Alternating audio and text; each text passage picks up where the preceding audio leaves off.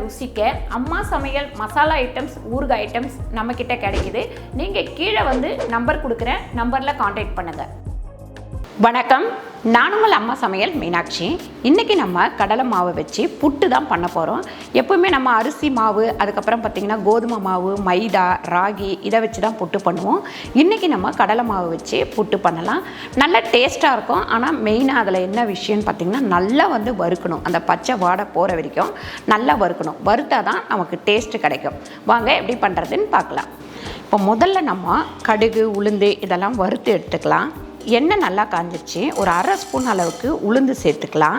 ஒரு அரை ஸ்பூன் அளவுக்கு கடுகு சேர்த்துக்கலாம். அதுக்கப்புறம் ஒரு அரை ஸ்பூன் ஜீரகம், அதுக்கப்புறம் ஒரு 2-3 காஞ்ச மிளகாய், 1/4 டீஸ்பூன் பெருங்காயம். கண்டிப்பாக நீங்கள் பெருங்காயம் சேர்க்கணும். ஏன்னா கடலை மாவு அப்படின்ற தொட்டு பெருங்காயம் சேர்த்தா தான் நல்லது. அதுக்கப்புறம் கொஞ்சமாக கருவேப்பிலை நறுக்கி வச்சுருக்கேன், அதையும் சேர்த்துப்போம். இது எல்லாத்தையும் சேர்த்து நல்லா வந்து பொரியட்டும்.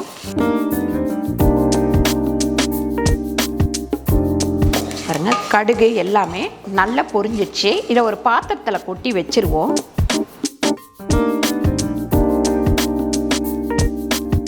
இப்போ நம்ம ஒரு 3-4 ஸ்பூன் அளவுக்கு எண்ணெய் ஊற்றிக்கலாம். 1/4 டீஸ்பூன் அளவுக்கு உப்பு சேர்த்துக்கலாம்.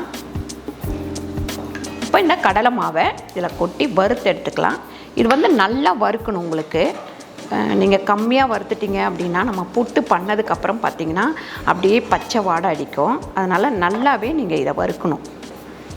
கொஞ்சம் நல்லா கம்மியான தீயில் வச்சு தான் இதை வறுக்கணும். ஏன்னா நீங்கள் அதிகமாக தீ வச்சிங்கன்னா இது வந்து என்ன ஆகணும்னு பார்த்திங்கன்னா கருத்து போயிடும், அடி பிடிக்க ஆரம்பிச்சிடும். அதனால் எப்போவுமே கடலை மாவை நம்ம வறுக்கும் போது கம்மியான தீ வச்சு தான் வறுக்கணும்.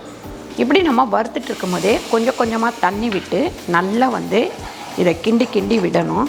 ஏன்னு கேட்டிங்கன்னா இந்த தண்ணி மட்டும்தான் இதில் வேகிறதுக்கு, மாவு பிசையறதுக்கு எல்லாத்துக்குமே. நீங்கள் அதுக்கப்புறம் தண்ணி ஊற்றுனீங்க அப்படின்னா பிசுபிசுப்பு தன்மையோட கையில் ஒட்டிக்கிட்டு வரும். அதனால் இந்த இடத்துலையே நம்ம கொஞ்சம் தண்ணி ஊற்றி கிண்டி விட்டுக்கணும்.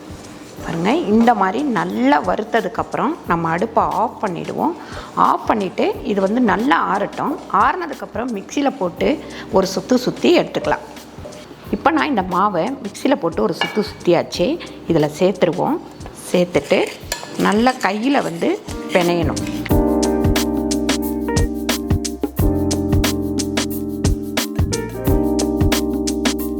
இது வந்து காரப்புட்டு.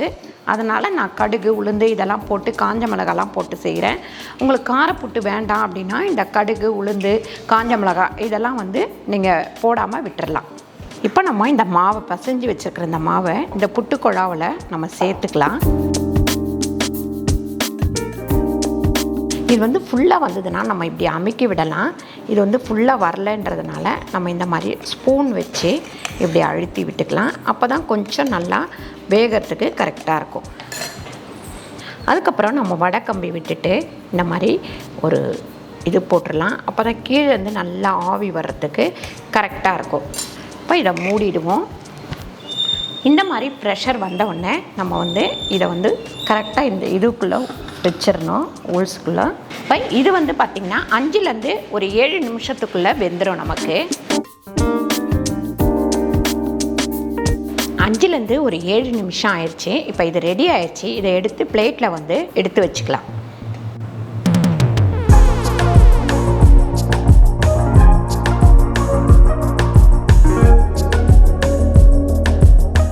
சர்க்கரையும் வச்சு சாப்பிட்லாம். இல்லை காரம் தான் பிடிக்கும் அப்படின்னா சட்னி வச்சு சாப்பிட்டுக்கலாம். சூப்பரான கடலை மாவு புட்டு ரெடி ஆயிடுச்சு. நீங்கள் வந்து இதை செஞ்சு பாருங்கள். செஞ்சு பார்த்துட்டு எப்படி வந்ததுன்னு கமெண்ட்டில் சொல்லுங்கள். இந்த வீடியோ உங்களுக்கு பிடிச்சிருந்தா லைக் பண்ணுங்கள், ஷேர் பண்ணுங்கள், சப்ஸ்கிரைப் பண்ணுங்கள், ஃபேஸ்புக்கில் ஷேர் பண்ணுங்கள், மறக்காமல் கமெண்ட் பண்ணுங்கள். நன்றி, வணக்கம்.